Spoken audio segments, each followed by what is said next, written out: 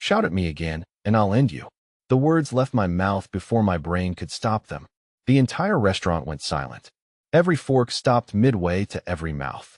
Every conversation died. And the man sitting in front of me, the man whose dark eyes had been burning holes through every server in this place for the past 2 hours, just stared at me. His name was Vincent Romano. I didn't know that then.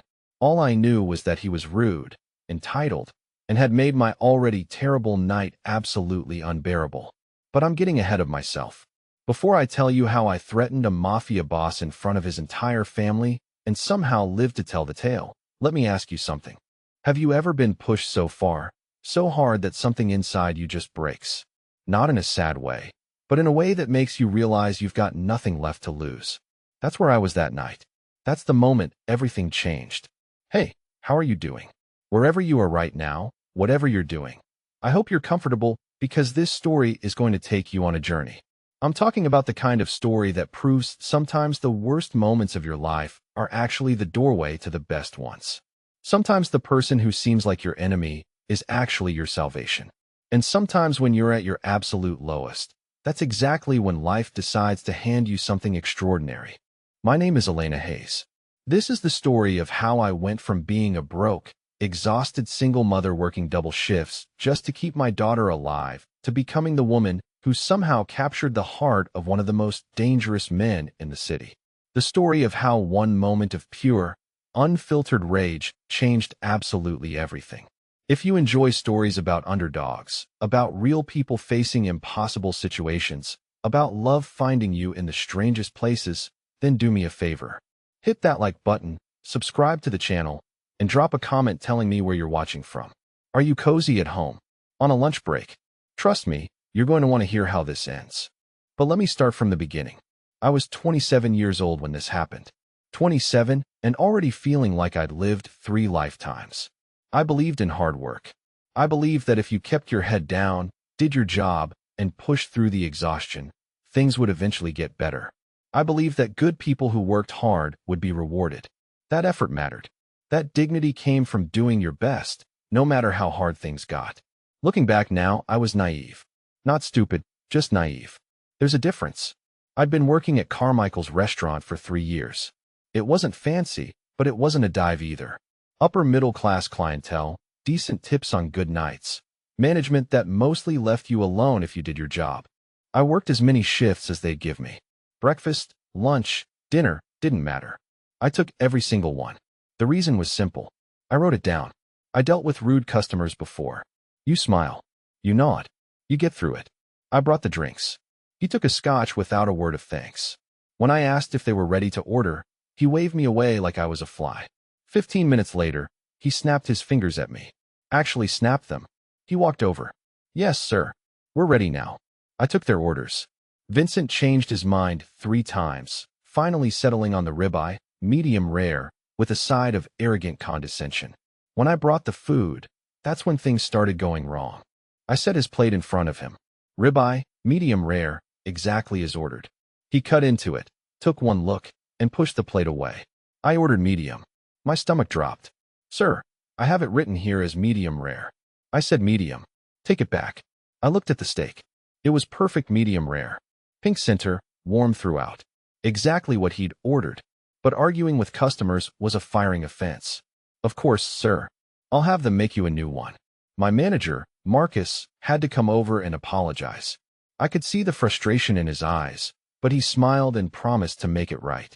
The kitchen staff gave me looks when I brought it back. They knew. They always knew. The new steak came out. Medium. Vincent cut into it and ate without comment. No apology for the mistake. No acknowledgement that I'd been right. When his family ordered dessert, I brought it promptly. He didn't say thank you. Not once. The entire meal. I was tired. So tired. My phone had buzzed twice with messages from the hospital. Just routine updates, but every buzz made my heart jump. I was thinking about Maya, about her pale face, about how I needed to pick up her prescription tomorrow and wasn't sure if my card would go through. That's when he called me over again. He didn't even use my name, though. I was wearing a name tag. "Bring me an espresso and make sure it's actually hot this time." Like I'd messed something up before. I hadn't. "Right away, sir," I said, voice tight. I put the order in. The espresso machine was running slow. It took an extra 2 minutes. I was walking toward his table, cup in hand, when he shouted across the restaurant, "Sometime today would be nice." People turned. My coworkers looked over. His family shifted uncomfortably. Something in me cracked, not broke, cracked. I reached the table, set down the espresso with a hand that was starting to shake. Not from fear, from rage. "Will there be anything else?" I asked. He didn't look up. "Next time, move faster. I don't have all night." The crack widened. I turned to walk away. "And get me some cream." Now, that's when it happened. That's when 7 years of struggling alone, 3 years of watching my daughter suffer, 20 hours without sleep, and 2 hours of being treated like garbage, all collided into one perfect moment of clarity. I turned back around, and I said the words that changed my life. The silence that followed my words was deafening. I stood there, tray still in my hand, looking down at this man who had spent 2 hours making my life miserable, and he was looking right back at me with an expression I couldn't read. His family was frozen. The woman to his left, elegant with perfectly styled blonde hair, had her wine glass halfway to her lips. The older man across from him had stopped chewing. A younger guy, who looked like he might be Vincent's brother, was staring at me like I just pulled out a weapon. Maybe I had, just not the kind they were used to. Vincent's face was completely blank for about 3 seconds. Then slowly, the corner of his mouth lifted, not quite a smile, something darker, more interested. "What did you just say to me?" His voice was quiet. That should have terrified me. Instead, the exhaustion and rage that had been building for months just poured out. "You heard me," I said. "I've been on my feet for 20 hours. I have served you perfectly all evening. You've been rude to me, to my coworkers, and you've acted like we're beneath you. I brought you exactly what you ordered, exactly when you needed it, and you've treated me like dirt. So, yes, if you shout at me one more time, we're going to have a problem." My manager, Marcus, was speed walking toward the table. I could see him in my peripheral vision, panic written all over his face. I didn't care anymore. I was already imagining the conversation. I'd be fired. Of course, I'd be fired. And then I'd figure something else out, because I always figured something else out. "Elena." Marcus's voice was strained. "Perhaps you should take a break. Perhaps your server should learn her place." The blonde woman said, setting down her wine glass with a sharp click. "Perhaps you should all learn some basic human decency." I shot back. The younger guy who looked like Vincent's brother actually laughed, then tried to cover it with a cough when Vincent glanced at him. Vincent stood up. He was tall, over 6 feet. I was 5 feet 5 inches on a good day. He looked down at me, and I looked right back up at him. "What's your name?" he asked. "It's on my name tag. I want to hear you say it." He nodded slowly. Then he reached into his jacket pocket. I watched Marcus tense beside me, but Vincent just pulled out a wallet. He took out what looked like several hundred bills and placed them on the table. "For the meal and the entertainment," he said. Then he looked at me again. "You're either very brave or very stupid." It contained a professional-look contract, a business card for an HR director, and a small folded pamphlet detailing the expansive medical benefits plan. It was all real. "Why me?" I asked, my voice barely a whisper. "You could hire an MBA for this. Why the waitress who insulted you?" He smiled the soft, genuine smile again. It was a dangerous form of attraction under pressure. "Because I need someone who isn't afraid to shout. I need someone who is so dedicated to what she loves that she will end the world for it. My restaurants are full of people who are too scared to tell me the truth. You, Elena, you told me I was rude and that I should learn some decency. You don't know how valuable that is to me." He raised his glass slightly. "You forced your way into my world. Now, let me show you what my world can do for you." I looked at the contract. I looked at the menu prices. I looked at the dark, powerful man across from me. Every action I took led to compounding problems. But this single choice was the only one that offered immediate total safety for Maya. I picked up the pen the waiter had left on the table. The decision was made the moment he mentioned Maya's debt. "I need one thing in writing," I said, meeting his gaze. "Name it. This job has nothing to do with any of your other things. I manage restaurants. I do not manage shipping containers." He gave a slow, deliberate nod. "It's a clean operation, Elena. You have my word, and I always honor my word, especially to people who are under my protection." I signed the contract, the date, the salary, the benefits. The ink on the paper felt like a shackle, but also like the most beautiful promise I had ever held. I had given everything, my independence, my moral comfort, and my freedom from the Romano world. I had traded it all for Maya's health. I was no longer just Elena Hayes, the struggling waitress. I was Elena Hayes, Vincent Romano's newest manager and his most unexpected piece of collateral. The inciting catastrophe was complete. I was his. The moment the ink dried on the contract, the world outside the restaurant shifted. It wasn't just the relief of knowing Maya was safe. It was the strange, heavy silence that came with being under Vincent Romano's protection.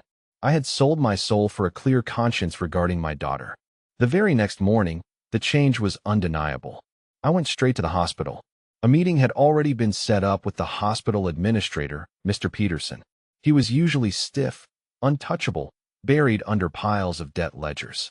But when I walked in, he was polite, almost deferential. "Ms. Hayes," he said, standing up. "It's a great relief. The full outstanding balance, including all projected copays for the next 6 months of Maya's treatment, has been settled by Romano Enterprises. We are now working directly with their benefits coordinator. Please accept my sincere apologies for any distress the previous invoicing may have caused." He apologized to me. Vincent was charming that night. He didn't talk business.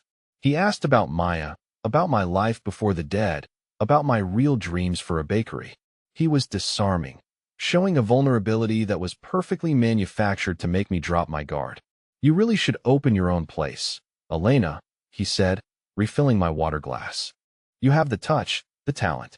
"I have a $90,000 debt and a full-time job," I reminded him gently. "My dreams are on hold." He smiled. "Not necessarily. I could fund the bakery tomorrow as a separate legitimate enterprise." A gift. The word gift chilled me. Sophia's warning echoed in my mind. "I don't need gifts, Vincent. I need a clean slate, and you have it. You've earned it." He leaned across the table. His dark eyes were warm, focused only on me. This was the moment of complete vulnerability exchange. "I know this is complicated, Elena," he said, his voice dropping low. "I know how this started, but you should know I didn't fund your healthcare just to own you. I funded it because you were the first person who ever challenged me without wanting anything. And when I saw what you were fighting for, I decided I wanted to be the one who made sure you won." It felt genuine. It felt real. It felt like the truth I desperately wanted to believe. He was not just a mobster. He was a protector. My deepest character relationship with him, the one built on professional admiration and his unsettling generosity towards Maya, was solidifying. "What are you doing with Warehouse 4? I asked, throwing the question out like a grenade. I had to know. The Glenarangie whiskey was still haunting my inventory spreadsheets. He didn't flinch. "I told you that's external logistics. I need to know the entire story, Vincent. I have risked everything for this job. I need to know that what I'm running is clean and that I'm not enabling something illegal." He paused a long, heavy silence. He put his knife and fork down slowly. "It's complicated, Elena, but I will tell you this. I am not just a restaurant owner. I am in the shipping business, the import business, and yes, the security business. I cut corners where I have to, but I am not dealing drugs, and I am not killing children. My business is protecting my family's legacy. It's just aggressive. And Warehouse 4, it's a holding facility. Nothing illegal runs through the restaurants. You have my word." I searched his face. His eyes were clear. I wanted to believe him. I needed to believe him. Dinner ended on that note of unresolved tension, leaving me with a fragile sense of security. I went home feeling dangerously close to trusting him. The next morning, everything shattered. I went to the Tradera early to check the morning receipts. I was sitting at a computer in the small glass-walled manager's office near the kitchen reviewing labor costs. I was alone, or so I thought. I wasn't a successful underdog rising. I was the unknowing accomplice. Harold finished his call, slamming the phone down. He sighed heavily and started walking toward the manager's office, presumably to get something. I had seconds. I quickly opened the payroll spreadsheet, scrolling down to the highest paid employees. I typed in Vellini. Nothing. I typed in Romano. Then I typed in Sophia. The name popped up. Sophia Romano. Title, legal consultant. Salary, $400,000 a year. But the exposition of unexpected links didn't end there. Next to her salary was a small note in brackets. Primary contact for Venture Holdings Group, LLC. The facade completely crumbled. Sophia, the cold woman who warned me, was the primary contact for the entity that owned my debt. It confirmed the terrifying link between my debt, my job, and Vincent's empire. It showed Sophia had been tracking me from the start. Harold stepped into the office. I was staring blankly at the spreadsheet. "Hayes," he said, jumpy. "Good morning. Just getting the books." "Harold," I interrupted, keeping my voice level despite the roaring in my ears. "Who is the owner of Warehouse 4? He paled instantly. His eyes darted around the room. "I am the regional manager. I need to know where I am transferring my excess inventory." "Harold, who owns the warehouse?" He started stuttering. "I can't tell you that." "Romano." "Does Mr. Romano own the warehouse, Harold? Yes or no?" His silence was the answer. I closed the laptop gently. The deepest character relationship was shattered. The admiration, the protection, the genuine care for Maya. It was all conditional on my ignorance. It was a carefully constructed lie designed to secure the most effective cover for his financial crimes. I had to get out. I had to strip myself of his support system. I couldn't risk Maya's well-being being tied to this level of illegality. But how? I was still bound by the contract, and every cent I had was tied into his promise of security. I walked out of the office and straight to the bank. I didn't care about the risk. I needed proof, something outside his electronic reach. I requested my full personal banking history for the last 2 months. When the teller handed me the printed statement, I focused only on the initial $4,000 deposit. It had come from Venture Holdings Group, LLC. Below that, I saw the payment from Romano Enterprises, my first salary deposit. And below that, something unexpected. A large transfer labeled only as medical reimbursement. It was $60,000. It had gone directly to St. Jude's Hospital. I knew about the $4,000. I knew about the salary, but I didn't know about the $60,000. He had paid off the entire historical debt, not just the co-pays and immediate needs.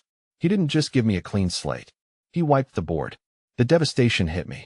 He had used my desperation to secure my complicity, but he had also done the one thing I couldn't do myself. He had saved Maya completely. I was trapped by a lie. It contained all my original bakery plans, my perfected sourdough starter recipe, the secrets of my past. It was meaningless yet precious. That night, I drove to the hospital. I couldn't risk taking Maya back to the apartment, which was now legally Vincent's. I sat in the visitor's lounge watching the monitors, feeling utterly hopeless. I had one final desperate option, leave the city, but even that was impossible. Vincent knew my daughter's location. He controlled her care. He had built the cage with my daughter's life as the centerpiece. I had reached rock bottom. My complete devastation was complete. I was a criminal in debt, homeless, blacklisted, and tied by my daughter's illness to the very man who had engineered my collapse. I was no longer a victim. I was a hostage. I spent the night in the hospital visitor lounge. The exhaustion had passed, replaced by a cold, frightening clarity. I was homeless, blacklisted, and tied by an invisible chain to a crime boss who held the deed to my life in the form of Maya's medical security. I couldn't run, and I couldn't fight him conventionally.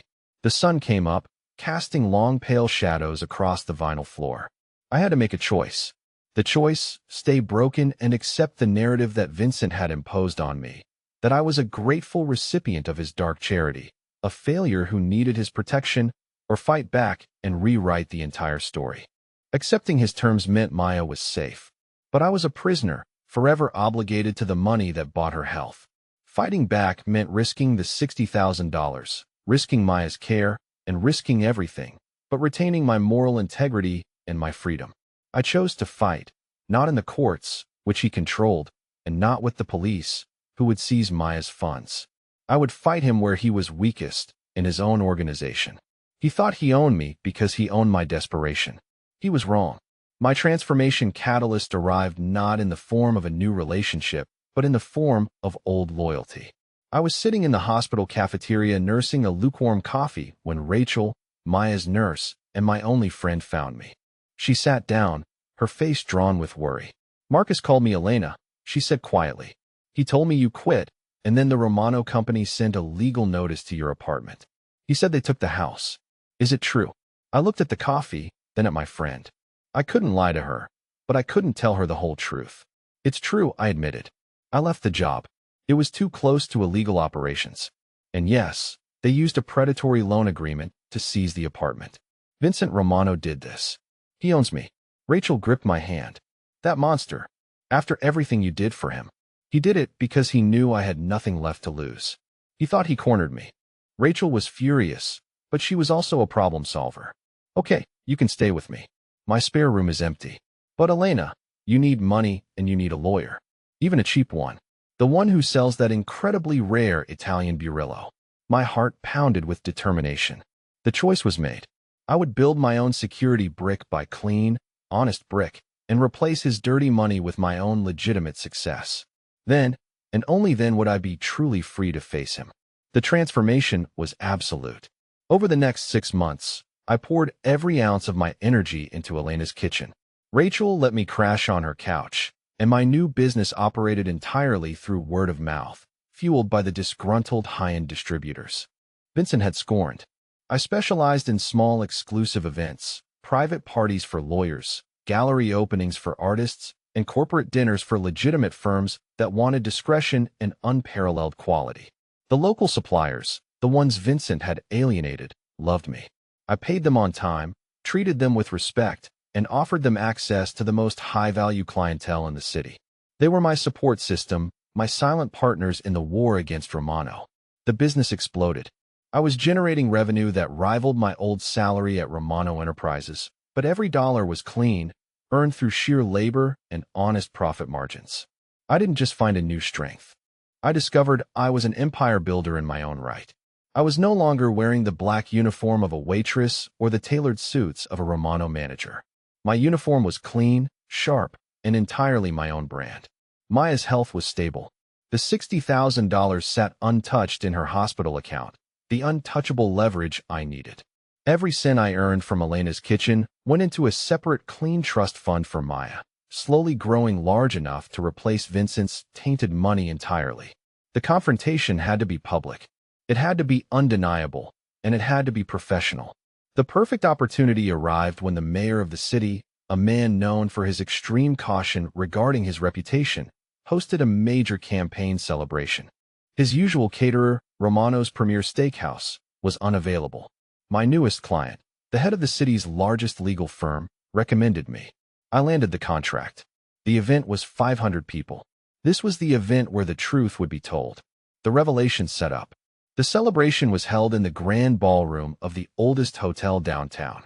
I arrived transformed, not physically, but in presence. My movements were precise. My instructions to my small, tight crew were clear, and my focus was absolute. I was running a massive, perfect operation. The catering staff from Romano Steakhouse were still working the hotel's regular services. I saw familiar, nervous faces. They knew who I was. They knew I had vanished after challenging Vincent. Their shock at seeing me leading the entire catering operation, serving the mayor and the city's elite, was palpable. The menu was flawless. I used the local distributor's best products, the Barolo wine, the heirloom produce, the premium cuts of meat. That's not success, Elena. That's reckless self-sabotage. Did you really think you could survive on your own? The truth bomb. I survived because I didn't need your dirty money, Vincent, I declared. I needed time, and I used that time to build something you can't touch. Something that will expose your operation to the people who matter most. I signaled my new business partner, Mr. Patterson, the formerly alienated wine distributor. Patterson walked over carrying a bottle of the rare Italian Burillo I had used for the main course. Vincent, I said, do you recognize Mr. Patterson? He used to supply the wine for your 3 restaurants. Vincent looked at Patterson with icy contempt. A minor vendor. He was inefficient. He was honest. Patterson interjected, his voice firm. And you cut him out because you could ship untaxed inventory through Warehouse 4 and funnel the money through the supply chain Elena created. Vincent's face tightened.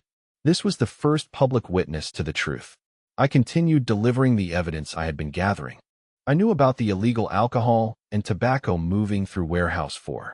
But I found something else, Vincent. Something you didn't think I'd be looking for. I pulled a small laminated card from my pocket and handed it to him. It wasn't financial or illegal. It was a vendor ID card from a major regional shipping company. I called the regional supplier I established for your restaurants, I explained, maintaining a calm, authoritative tone. The one that handled all the legitimate goods, the meat, the produce, the dairy for the last 6 months. They were efficient, yes, but they also logged everything. They logged every delivery to your 3 restaurants, and they logged every delivery to Warehouse 4. Under the line item miscellaneous perishable goods. The whiskey wasn't the only thing going to Warehouse 4. Vincent, what are you talking about? His composure was starting to crack. I'm talking about the fact that your entire operation, the one you told me was aggressive but clean, required the services of 3 specific specialized refrigeration units delivered to Warehouse for every Tuesday night. Those aren't for tobacco, Vincent. Those are for human growth hormones and specialty black market pharmaceuticals that need deep freeze storage. The high-profit shipments, the ones that need the perfect, clean financial cover of a successful restaurant chain to blend the funds. The evidence of his deeper, more dangerous illegality was now exposed. Not just tax evasion, but black market medicine. The entire justification he had given me that he wasn't dealing drugs or killing children was a deliberate, self-serving lie. Vincent's shock was total. He looked at the card, then at me.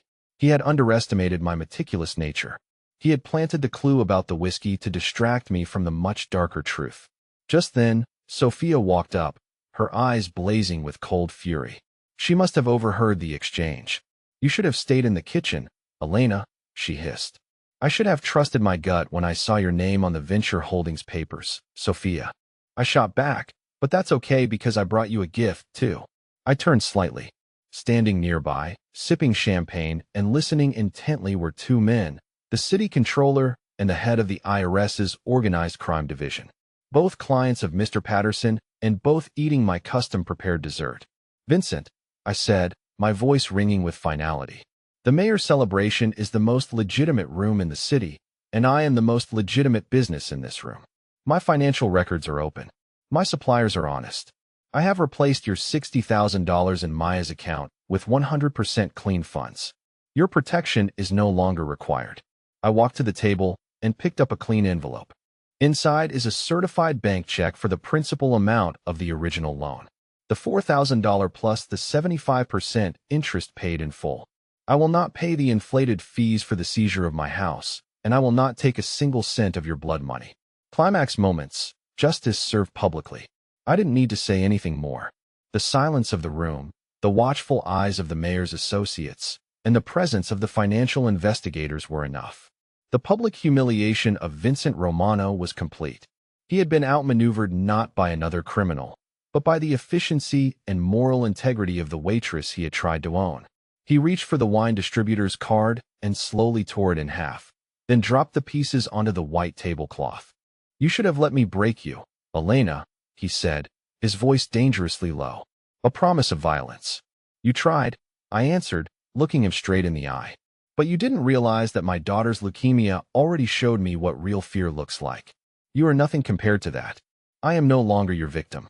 Vincent turned and walked away, his exit quiet and devastatingly final. Sophia followed, pausing only to give me one last look of utter hatred. The witnesses had the evidence. The confrontation was over. My worth was proven. The triumph was mine. The confrontation at the mayor's celebration was not the end of the war, but the absolute victory of the final battle. Vincent Romano's empire, built on the clean facade of my labor, began to crumble immediately. The city controller and the IRS investigators had all the information they needed from the suppliers and the registered shipments to Warehouse 4. Justice served. Within 2 weeks, the repercussions for Vincent were swift and decisive. Romano Enterprises was slapped with massive tax fraud and customs evasion charges. The 3 restaurants were seized by the city for investigation, effectively shutting down his legitimate cash flow. Vincent was not immediately arrested. His lawyers ensured that, but the financial pressure was crippling. His reputation among the city's legitimate power players was destroyed. He went from being a respected, albeit feared, businessman to a known criminal entity under federal scrutiny. The destruction extended to his personal relationships. Sophia, his cousin and co-conspirator in the Venture Holdings scheme, was named in the initial civil filings. The cold, ruthless loyalty of his family fractured under the weight of the investigation. The most satisfying form of justice was the loss of control. Vincent had lost his most valuable asset, the unquestionable legitimacy of his restaurant operation, which I had built and then publicly dismantled. Protagonist triumph. My victory was total, built on the solid foundation of Elena's kitchen. 6 months after the public confrontation, I was no longer operating out of Rachel's spare room. I signed the lease on a beautiful small commercial space downtown. My dream bakery finally realized it was sleek, modern, and entirely funded by the profits of my successful catering business. I named it Maya's Coastal Bakery. The name wasn't just a tribute to her. It was a promise fulfilled. Maya's health was better than ever. The leukemia was in remission. I had successfully replaced the $60,000 of Vincent's money with clean, legitimate funds in Maya's trust account. I finally had the financial security that allowed me to tell the hospital to close the Romano-funded account and use my own. It felt like shedding the last piece of the gilded shackles. I was running a successful career, and I had financial security. More importantly, I had personal growth. The terrified, exhausted waitress was gone. In her place was a businesswoman who understood power not as something granted by wealth or intimidation, but as something earned through integrity and skill. A new relationship. My friendship with Rachel deepened into a genuine, respectful partnership. They're using a vendor who charges 40% above market rate. I found a vendor who handles 3 local hotels. We switch on Monday. Save $7,000 this month. Good, he said, a small flicker of approval in his eyes. Next, tension thread 2. Emotional complication. Our relationship was strictly professional, yet intensely personal. The professional success was built entirely on the personal debt I owed him. I was constantly aware of the trap, but he never made a move. He never pressured me. He never referenced the dinner or my initial outburst.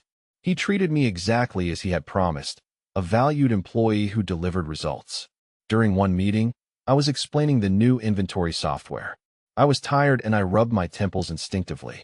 "How is Maya?" he asked abruptly, cutting off my explanation of the point-of-sale data. The sudden shift always trapped me emotionally. "She's stable. The new treatment is aggressive, but she's responding." "You look tired," he observed. Not a command, not a judgment, just an observation. "I'm running your operation. Take 2 days off. Go to the beach with her. She deserves it. You do too. The reports can wait." He presented an apparent resolution, then shattered it with a reminder of his power. He gave me rest, but it was rest granted by the man who owned my house and my career. It deepened the relationship, building a foundation of strange, possessive care that was hard to resist.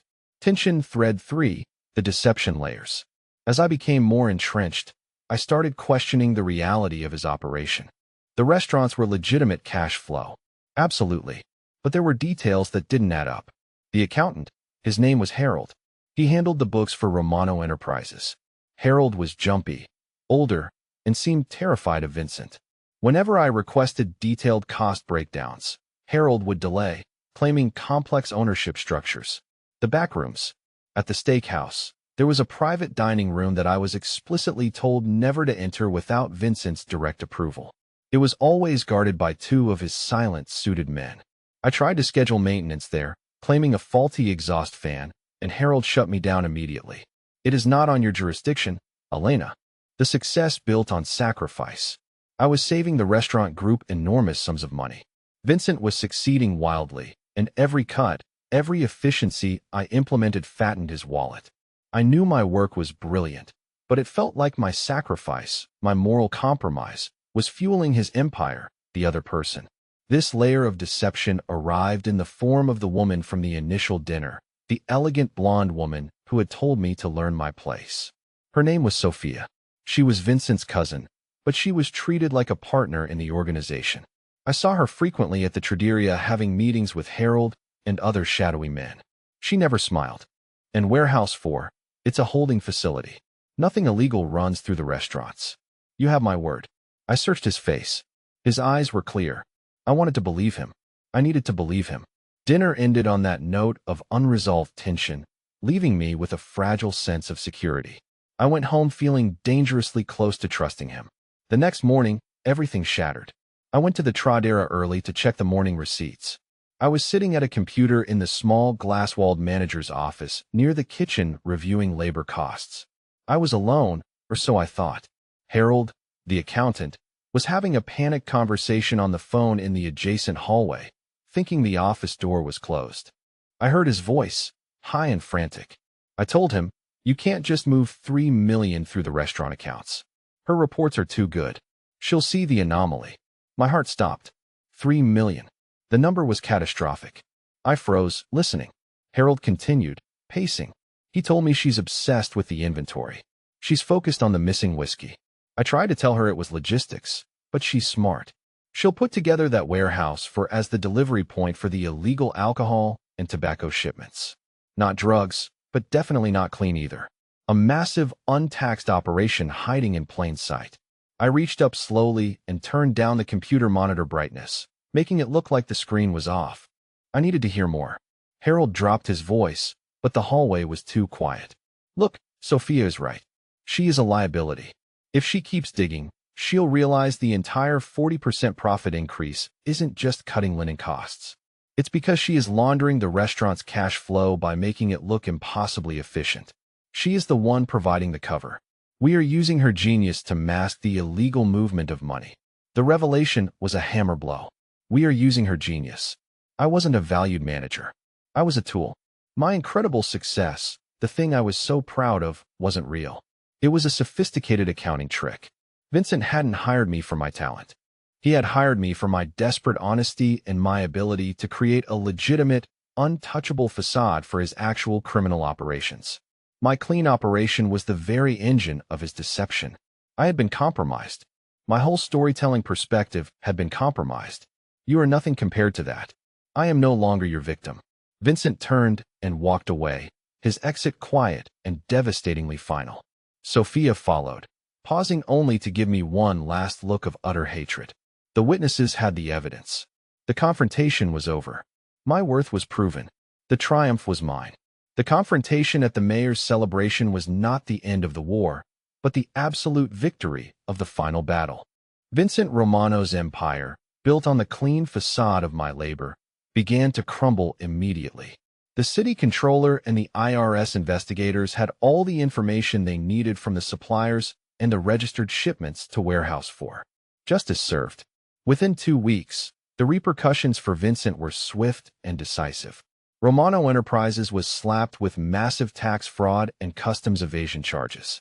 The 3 restaurants were seized by the city for investigation, effectively shutting down his legitimate cash flow. Vincent was not immediately arrested. His lawyers ensured that, but the financial pressure was crippling. His reputation among the city's legitimate power players was destroyed.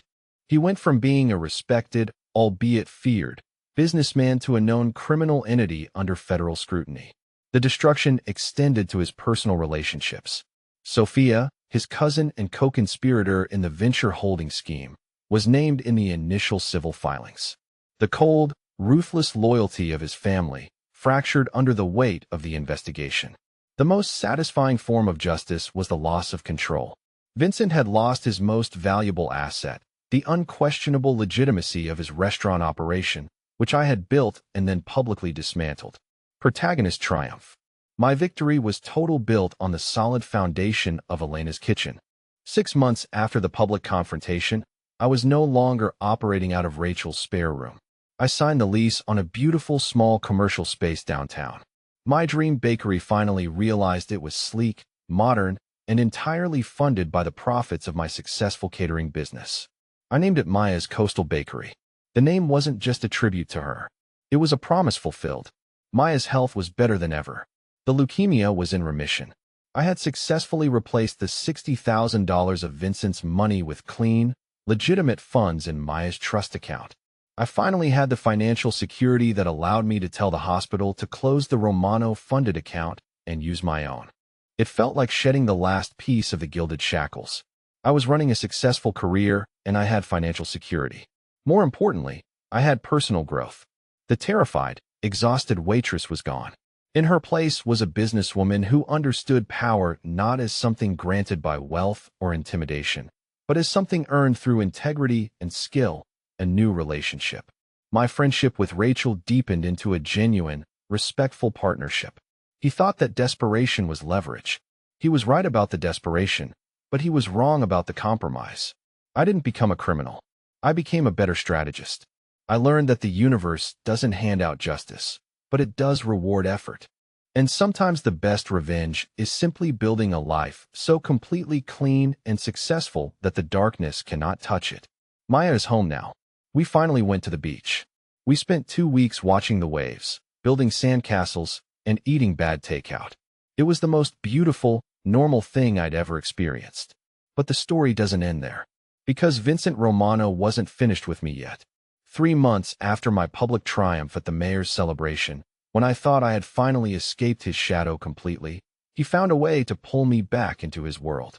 And this time, the stakes weren't just my freedom or Maya's health. This time, it was my life. It started with a phone call I should never have answered. I was at Maya's Coastal Bakery, my beautiful dream realized in brick and mortar. The morning rush had just ended, and I was reviewing the day's orders when my phone buzzed with an unknown number. I almost let it go to voicemail, but something made me answer. Elena. The voice was familiar, but not one I wanted to hear. It was Tony Castellano, Vincent's former lieutenant. The one who had helped orchestrate the money laundering through the restaurants. The one who should have been in federal custody along with his boss. I hung up immediately, but the phone rang again. And again. On the 4th call, I answered just to tell him to stop. Don't hang up, he said quickly. Vincent's in prison, but his enemies aren't. They think you know things. They think you have information about his offshore accounts. I don't know anything about offshore accounts, I said, my voice steady despite the fear creeping up my spine. I know that. You know that. But they don't. And they're coming for you, Elena. Tonight. The line went dead. I stood there in my perfect bakery, surrounded by the life I had built from nothing, and felt everything I had fought for beginning to crack again. Maya was at school. She would be safe there for now. But I had to think fast. I called Rachel immediately. Pack a bag, I told her. Take Maya and go to your sister's place upstate. Don't tell anyone where you're going. Not even me. Elena, what's happening? Vincent's enemies think I have information I don't have. They're coming for me. I need you to keep Maya safe while I figure this out. Why don't you come with us? Because if I run, they'll never stop looking. And eventually, they'll find us. I have to face this head on. That evening, I waited in my apartment. I had moved back to my old place after Vincent's arrest, reclaiming the space that had once been stolen from me. Now it felt like a trap. Every sound in the hallway made my heart race. Every shadow outside my window could be a threat. They came at midnight. 3 men in expensive suits who looked like they belonged in boardrooms, not breaking into apartments. But the guns in their hands told a different story. Elena Hayes, the tallest one, said, "We need to talk." I kept my voice steady. About what? Vincent Romano's money. The accounts he set up offshore. The ones you helped him establish. I never helped him with any offshore accounts. I managed his restaurants. That's all. The man smiled, but it wasn't friendly. That's not what our information suggests. Vincent was very careful about who he trusted with his most sensitive operations. And according to our sources, you were his most trusted employee. Your sources are wrong. Maybe. But we can't afford to take that chance. See, Vincent owes our organization a significant amount of money.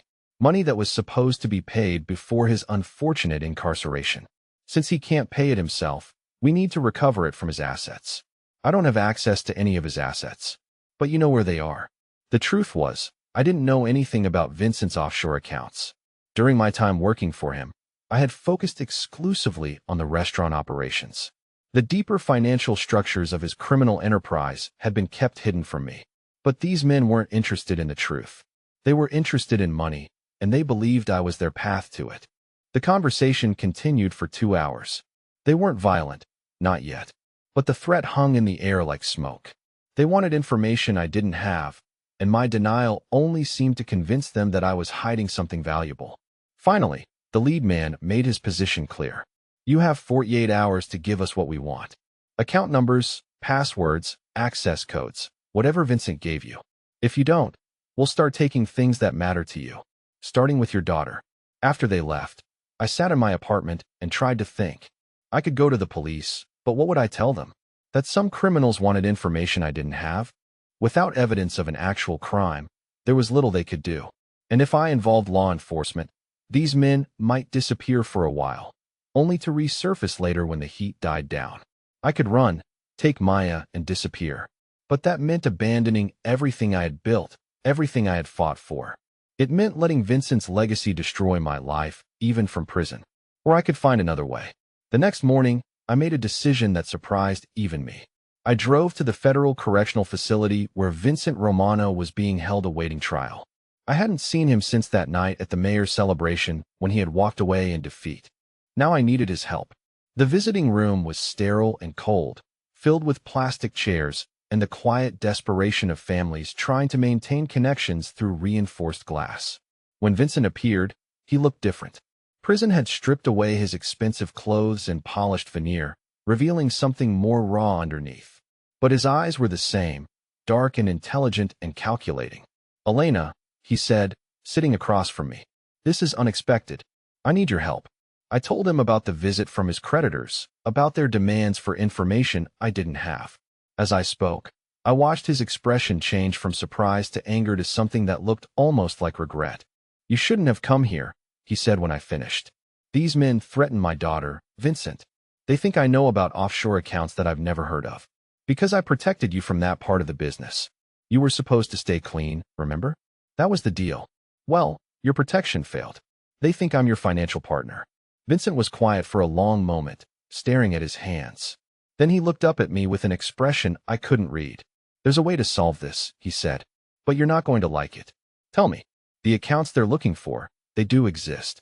But they're not mine anymore. When I knew the federal investigation was closing in, I transferred everything to a shell company. A company that's owned by someone they would never suspect." "Who?" "You." I stared at him. "What are you talking about?"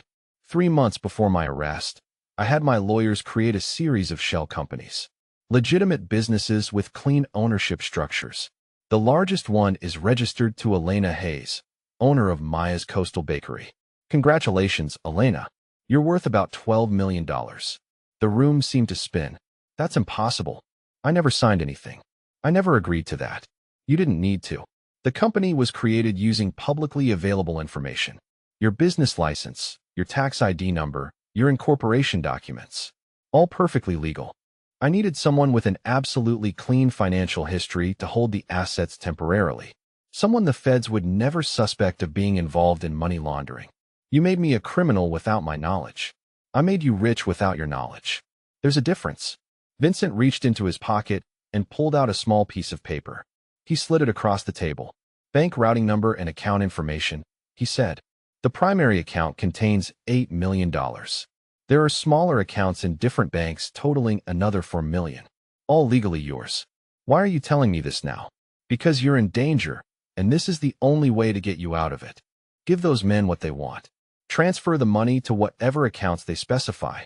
Pay Vincent Romano's debts with Vincent Romano's money. And then what? Then you walk away. Clean conscience, clean hands, and about $12 million richer than you were this morning." I looked at the piece of paper in my hands. The account numbers that represented more money than I had ever imagined having. Money that could secure Maya's future forever, that could let me expand my business beyond my wildest dreams. But it was blood money. Money earned through the same criminal operations that had once trapped me in Vincent's web. "There's a catch, isn't there?" Vincent smiled, and for a moment he looked like the dangerous man who had once controlled my life. "The catch is that you'll never be completely free of this world, Elena. Once you touch that money, even to give it away, you become part of the story. You become someone who had access to Vincent Romano's hidden assets. Someone who knew where the bodies were buried, so to speak. So my choices are to give away money that isn't really mine, or let these men hurt my daughter. Your choices are to use the tools I'm giving you to protect yourself, or to stay helpless and hope for the best." I stood up from the plastic chair. The visiting time was almost over anyway. "Why did you really do this, Vincent? Why did you put these accounts in my name?" He was quiet for so long I thought he wasn't going to answer. Then he spoke, and his voice was softer than I had ever heard it. "Because I knew that someday I might need to give you a gift. A real gift, not like the poison charity I offered before. Something to balance the scales for what I put you through. This isn't a gift. This is another trap. Maybe. But this time, you're the one holding the keys." The drive back to the city gave me time to think. Vincent had offered me a solution, but it came with strings attached. Strings that would tie me permanently to his criminal legacy. Even if I used the money to pay off his debts and protect my family, I would always be the woman who had hidden Vincent Romano's assets. There would always be someone who might come looking for me, someone who thought I knew more than I did. But the alternative was worse. I couldn't protect Maya from men who were willing to hurt children to recover stolen money. And I couldn't count on law enforcement to keep us safe from threats they couldn't prove existed. That evening, I sat in my bakery after closing time and made a series of phone calls. The first was to the number Tony Castellano had used to contact me. "I have what you're looking for," I told him. "We knew you would see reason. I want to meet. Tomorrow night. I'll bring the account information, and you'll guarantee that my daughter and I will never be contacted by your organization again." Agreed. "But if you're lying to us, if this is some kind of trick." "It's not a trick. I just want this to be over." The second call was harder. I called Rachel and asked her to keep Maya for one more night. "Is everything going to be okay?" Rachel asked. "I'm handling it," I said. "After tomorrow, everything will be back to normal." The meeting was set for a warehouse in the industrial district, the kind of place where bad things happened in crime movies. I drove there alone, carrying a briefcase with printed account statements and access codes. Everything Vincent had given me, translated into the kind of information these men could use. They were waiting for me when I arrived. The same 3 men from my apartment, plus 2 others who looked like they knew how to handle problems. The leader examined the documents I handed him, making phone calls to verify the account numbers. "This is good," he said finally. "Very good." Vincent Romano was more generous than we expected. "It's all there," I said. "Every account, every password. Now we're done. Almost. There's one more thing." I felt my stomach drop. "We had an agreement." "We did. And we're honoring it. But we need to make sure you understand the importance of discretion. You've never seen us. You don't know our names. As far as the world is concerned, you've never had access to Vincent Romano's money." "I understand." "Good. Because if you ever decide to write a book, or talk to journalists, or cooperate with any ongoing federal investigations, we'll remember where to find you." They left without another word, taking the briefcase and $12 million with them. I stood alone in the empty warehouse, feeling simultaneously relieved and hollow. I had protected Maya and myself, but I had also given away a fortune, money that could have changed our lives forever. On the drive home, I called Vincent's prison and left a message that visiting hours were over before I could get there. I wanted to tell him that his plan had worked, that his debts were paid and his enemies were satisfied. But I also wanted him to know that I was done. Done being a pawn in his games, done cleaning up his messes, done letting his criminal legacy dictate my choices. Maya came home the next day, full of stories about her adventure with Rachel's sister, and completely unaware of the danger that had threatened her. I held her close and promised myself that this was truly the end of the Vincent Romano chapter of our lives. 3 weeks later, I got a letter from the federal prison. It was short and written in Vincent's careful handwriting. "Elena," it read, "by now you've solved the problem we discussed. I hope you made the right choice for you and Maya. I want you to know that there's one more account. A smaller one, about $200,000. Clean money, earned from legitimate investments I made years ago. The account information is in a safety deposit box at First National Bank. Box 447. The key is taped under the desk in the office at your old apartment. This money is yours, Elena. No strings, no obligations, no criminal history. A real gift this time, to help secure Maya's future. Use it for her education, or to expand your business, or just to have the security of knowing that you'll never be desperate again. I'm not asking for forgiveness or gratitude. I'm just trying to balance the scales, like I said. You saved my life in ways I never properly acknowledged. Now maybe I can return the favor." The letter was signed simply V. I never went to get the key. I never accessed the account. I had built my life and my business through honest work, and I wasn't going to compromise that foundation now, not even for a gift that came without strings. Instead, I wrote my own letter to Vincent. I told him that Maya and I were safe, that his debts were paid, and that we wanted no further contact. I thanked him for resolving the situation with his creditors, but I made it clear that any future gifts would be refused. I also told him that I forgave him, not because he deserved it, but because carrying anger was too exhausting. I had spent too much energy fighting his influence to waste more energy hating him. The letter came back marked return to sender. Vincent Romano had been transferred to a different facility, and his forwarding information was not available. 6 months later, I received news that he had died in prison. A heart attack, sudden and without warning. By then, his criminal empire had been completely dismantled by federal investigators. His remaining associates had been arrested or had disappeared into witness protection. The restaurants that had once been the center of his operation had been sold to legitimate owners. Maya is 10 years old now. She's healthy and happy and completely unaware of the dark chapter that once threatened to define our lives.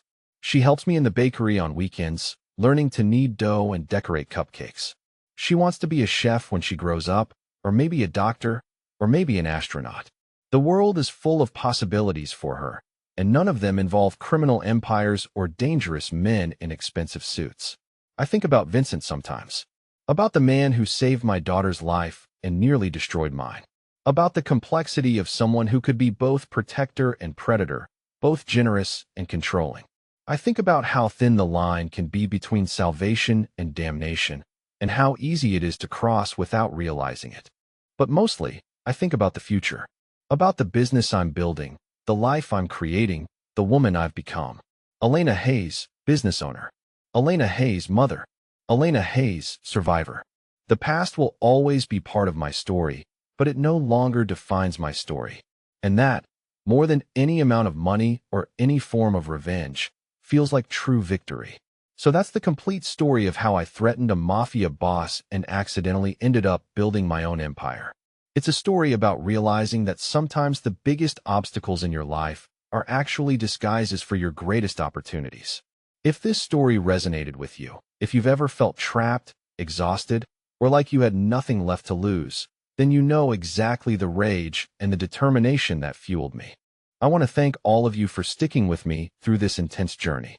If you enjoyed the ride, please hit the like button, subscribe to the channel for more stories of triumph and justice, and share this video with someone who needs to hear that they're stronger than they think.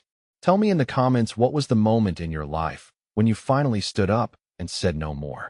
I hope you're all feeling safe, happy, and strong. Today, this story is over, but the work of finding justice and building a beautiful life never stops. I'm working on another intense story right now about a woman who faked her own death to escape her corrupt husband. You won't want to miss it. Comment yes if you want that.